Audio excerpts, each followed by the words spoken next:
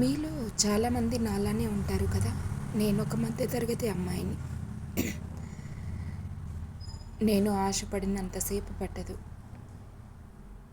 దాన్ని కుటుంబం కోసమో లేక ఆ కుటుంబంలో ఎవరో ఒక వ్యక్తి కోసమో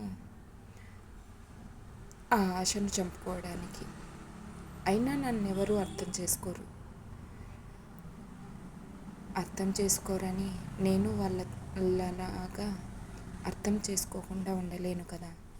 ఎందుకంటే ఒకరు మనల్ని అర్థం చేసుకోకుంటే ఆ బాధ ఎలా ఉంటుందో నాకు బాగా తెలుసు. కాబట్టి నేను ఆ తప్పు ఎప్పటికీ చేయను.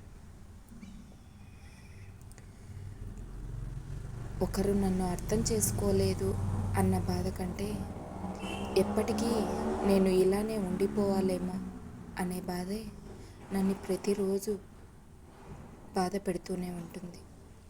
కాబట్టి ఒక్కసారి నోరు తెరిచి నాకు ఇది ఇష్టం, నాకు ఇది సంతోషాన్ని ఇస్తుంది అని మీ కుటుంబంలో ఒకరికైనా నోరు తెరిచి చెప్పండి. ఒక్కసారి సర్దుకుపోవడం అలవాటు అయిందంటే జీవితాంతం అలానే నడవాల్సి వస్తుంది.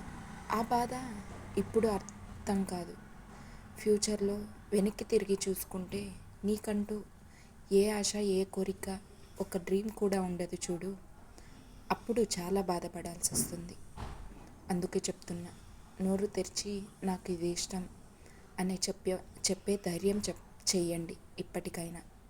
నాలాగా మాత్రం ఉండకండి ప్లీజ్. ఓకేనా?